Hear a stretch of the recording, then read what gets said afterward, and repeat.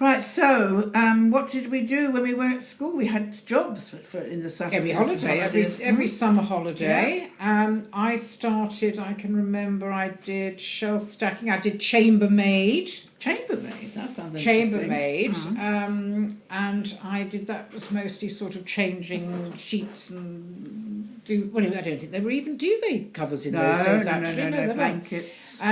Blankets. But I do remember one in a tea shop. Right. And I was a waitress serving cream teas. Oh, that sounds very nice. nice. I think it was something like 2 and 6 an hour. Gosh. Because I've made a note of it in an old diary, and I tell you when it was. It was in 1966, the World Cup. Gosh. Well, yes. I can remember that being played as I was taking my cream teas over to tables, and everyone was madly listening to the radio. The radio. Yes, I know. Yes, and what? There's a few years between us, as we've already established. So actually, in 1966, when they were playing in the World Cup, I was massively pregnant. Oh gosh! Because my first son was born in 1966. So, but when I was at school, I worked in first job I had was I worked packing carnations in the nursery up the road. Very cold, dark. Nobody spoke. I seem to remember. Oh Lord, how it was horrible atmosphere. So that was the first job, and then I did do. My mother worked for the GPO. She worked in the sorting office at Enfield, and she managed to get me in a year early to be Christmas postman. Oh, wonderful! Christmas post lady. Yes, which was incredibly hard work, but very well paid.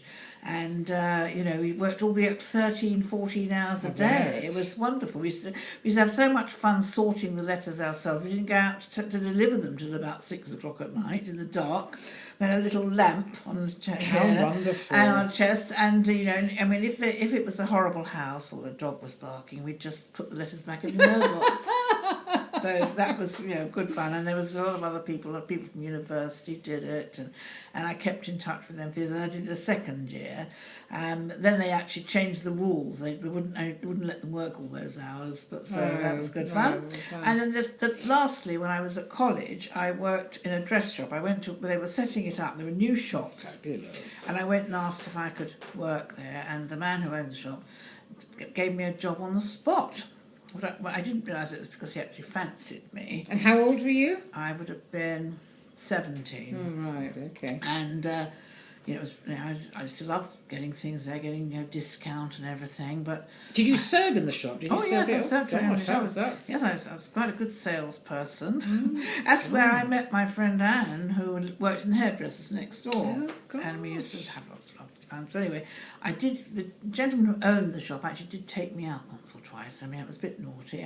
We didn't do anything naughty, but he was a married man. He took me out. My mother was very cross that I said yes, but I did get taken to the 100 Club. Oh, that would be fabulous. It was a bit naughty, wasn't it? So that was one of those things. Oh, well, we shall... And then, of course, we're at college, and during the holidays, secretarial college, which was a big deal. It was a big deal, and yes. it was sort of nowadays people sort of say, oh, she's just a secretary or whatever, but actually it was a very was a big deal. It was a full-on training. You had to take shorthand, Pitman's shorthand, typing. Yep. And you had to be tested every so often, didn't you, for your speeds? You had to do shorthand and typing. 120 words a minute. And then you had to do shorthand typing. Yes, so you had to be able to take it down and get it back. Yeah. And these things were important for people who actually were court transcribers and all sorts of things. So gosh, it was. It was a qualified job, and when you went to get a job, you had to produce all these certificates. Yes, you did. RSA. RSA. Yes.